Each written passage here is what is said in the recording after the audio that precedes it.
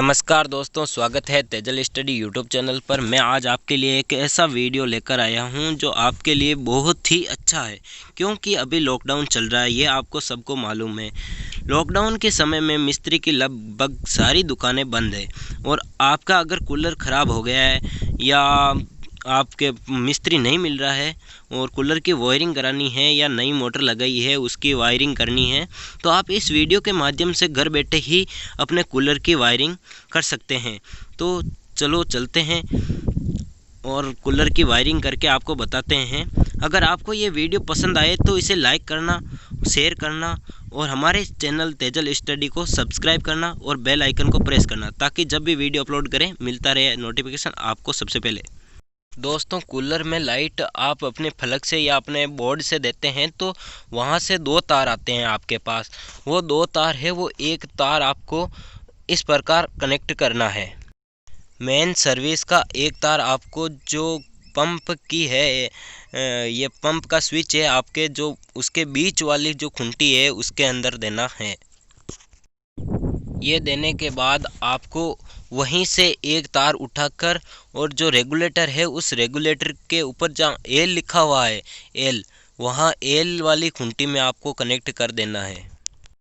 इसके बाद सप्लाई का जो दूसरा तार है वह, और पंप का एक वायर, और जो कूलर की मोटर है उस मोटर का जो ब्लू कलर का वायर है, इन तीनों तारों को आपको कुछ इस प्रकार कनेक्ट कर देना है और उन पर अच्छी तरह से टेप कर देना है। कूलर की मेन मोटर में चार तार होते हैं, एक ब्लू होता है, एक ब्लैक होता है, एक रेड होता है और एक वाइट कलर का होता है। ब्लू वाला तो दे दिया है, अब हम देते हैं ब्लैक वाला कलर। आपको ब्लैक वाला कलर है, वो जो रेगुलेटर होता है उस रेगुलेटर के जहाँ पर 3 लिखा हुआ होता है, जो 3 नंबर की खुंटी होती है, जिसके ऊपर आप पीछे देखेंगे तो 3 लिखे हुए होते हैं। जिस प्रकार हमने ये पहले दिया था वहाँ पर एल लिखा हुआ है, वहाँ देना है ये ब्लैक वाला जहाँ पर 3 लिखे हुए हैं। 3 लिखे हुए हैं वहाँ पर ले जाकर आपको ये दे देना है। तो दोस्तों, जो रेड वाला वायर है, रेड कलर वाला जो वायर है वो बच गया है, वो आपको 2 नंबर खुंटी में देना है। रेगुलेटर के पीछे जहाँ 2 लिखे हुए हैं वहाँ ले जाके उसको कनेक्ट कर देना है। अब हमारे पास वाइट कलर का वायर बचा है, वह मोटर का जो वाइट कलर का तार बचा हुआ है वो हम 1 नंबर में दे देंगे। दोस्तों, अब हमारे पास एक वायर बचा है, वो भी पंप का है। वह पंप का वायर है, वो आपको जो स्विच है, कूलर के जो पंप का स्विच है उसके नीचे वाले खुंटी में देना है।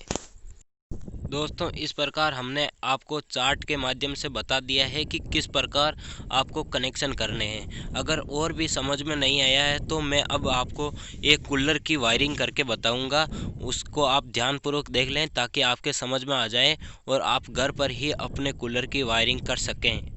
दोस्तों, हमारे पास ये एक कूलर है जिसमें मैंने अभी ये नई मोटर कसी है। ये नई मोटर है, इस मोटर को कसी है। अब इसकी मैं वायरिंग करूँगा और आप इसको अच्छी तरीके से देखें ताकि आपको समझ में आ जाए कि किस प्रकार कनेक्शन करना है। और ये पंप वाला वायर है और हमारे ये जो वायर है ब्लैक वाला, ये हमारे मोटर से निकला हुआ वायर है, मेन मोटर से। और ये तार है वो सप्लाई का है, जो आप बाहर से लेते हैं अपने प्लग से, वो तार है। और ये हमारी नई मोटर है और अब इसकी वायरिंग करेंगे। तो दूसरी तरफ हमें ये तीनों तार निकाल लेने हैं। तीनों तार निकालने के बाद हमको कुछ इस प्रकार, ये देखो, ये 4 वायर निकले हुए हैं मोटर के। जो मेन मोटर है होती है जिस पे फैन लगा हुआ होता है, उसके 4 मोटर होती है और हम इस रेगुलेटर और इस जो खटका है, ये स्विच है, उसके अंदर इसका कनेक्शन करेंगे। तो दोस्तों, जो 3 तार हैं, एक सप्लाई का और एक पंप का और जो ब्लू कलर का मोटर से वायर आता है, उन तीनों को हम एक साथ कनेक्ट करके और उन पे टेप कर देंगे। और जो दूसरा बच्चा है जो बाहर से आता है, उसको पंप वाले स्विच के जो बीच वाली खुंटी है उसमें हम कनेक्ट कर देते हैं। इस प्रकार कनेक्ट करने के बाद ये हम कनेक्ट कर देते हैं, फटाफट से कनेक्ट कर देते हैं।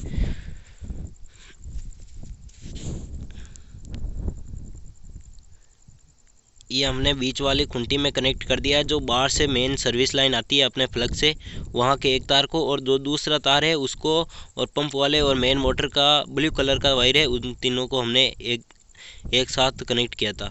अब जहाँ हमने ये दूसरा वायर जोड़ा है वहाँ से एक तार का टुकड़ा और कनेक्ट करना है उसी बीच वाली खूंटी से, और जो रेगुलेटर के यहाँ हम कनेक्ट कर देते हैं पहले, और ये कनेक्ट कर दिया। अब रेगुलेटर पर जहाँ एल लिखा हुआ है, जहाँ एल लिखा हुआ है वहाँ पर हम इसको कनेक्ट कर देंगे। जो एल वाली खूंटी है वो अलग ही होती है और बाकी तीन अलग होती है, वहाँ पर हम इसको कनेक्ट कर देते हैं।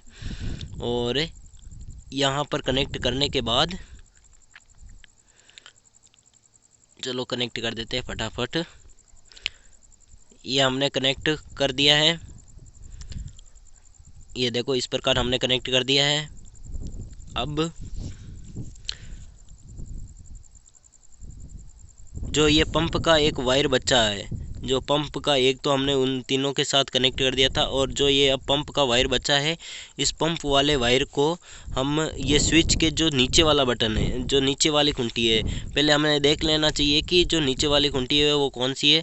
उस नीचे वाली खूंटी में हम कनेक्ट कर देते हैं। देखो इस प्रकार नीचे वाली खूंटी में कनेक्ट कर देते हैं। ये नीचे वाली खूंटी में हमने कनेक्ट कर दिया है। और अब हमारे पास 3 वायर बचे हुए हैं, वो भी मेन मोटर के। अब ये हमारे पास 3 वायर बचे हुए हैं, एक रेड है, एक ब्लैक है और एक वाइट है।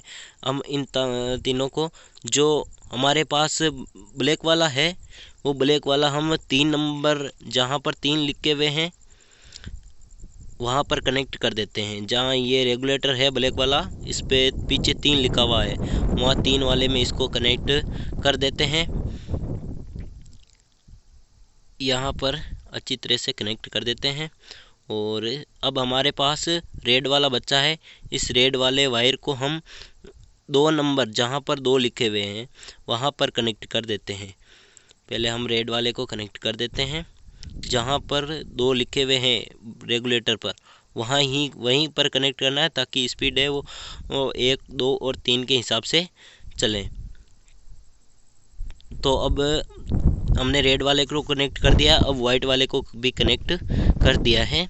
इस प्रकार इस कूलर की वायरिंग है वो हो गई है रेगुलेटर और स्विच के साथ।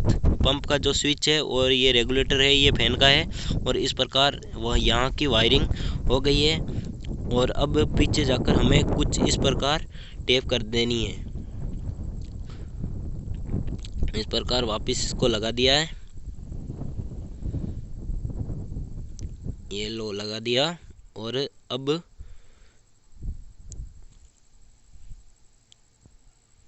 अब ये पीछे हम जाके और जो वायर बचे हुए हैं इनके ऊपर हम टेप कर देते हैं इस कड़े पे लगा के, ताकि ये जो फैन घूमे हैं तब ये वायर है ये बीच में ना आए और टूटे ना, इसलिए हम इनके ऊपर टेप कर देते हैं, ताकि बार बार ये बीच में फैन के बीच में ना आए।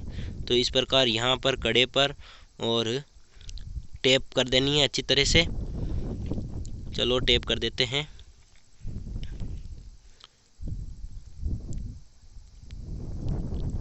अच्छे से टेप लेटना है, कहीं तार बाहर रह गया तो पंखुड़ी में चला जाएगा। इस प्रकार हमने टेप कर दी है। अब जो नीचे थोड़ा बचा हुआ तार है जो पंप का जाता है, जो ये पंप वाला वायर है, हम इसको भी नीचे टेप कर देते हैं।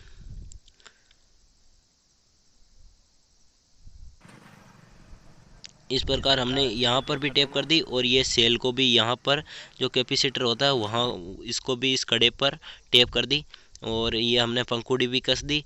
और अब हमारा फैन है वो रेडी है। इस प्रकार कनेक्शन हो गए हैं ये हमारे कनेक्शन, और पूरा कूलर अब रेडी है, आप इसकी हवा खा सकते हैं।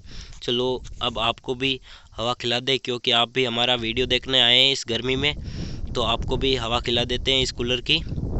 तो अब कूलर के आगे जाके और आपको भी हवा खिला देते हैं। हमने इस कूलर में नई मोटर रखी है, तो इस मोटर का कितनी हवा देती है। चल भाई ऑन कर रहे। ये देखो ऑन हो गया है। आपको वीडियो में कुछ अलग दिखाई दे रहा है, ये वीडियो भी ऐसा ही बन रहा है जब ये चलता है फैन तो। और अब आराम से खा लो हवा। हमारा कूलर है वो रेडी है, चलने लग गया है। अच्छी तरीके से इसकी वायरिंग हो गई है। दोस्तों अगर आपको ये वीडियो पसंद आया है तो लाइक करना, कमेंट करके हमें बताना कि ये वीडियो कैसा लगा, और इसको अपने दोस्तों में शेयर भी करना। शेयर करना तो भूलना ही मत।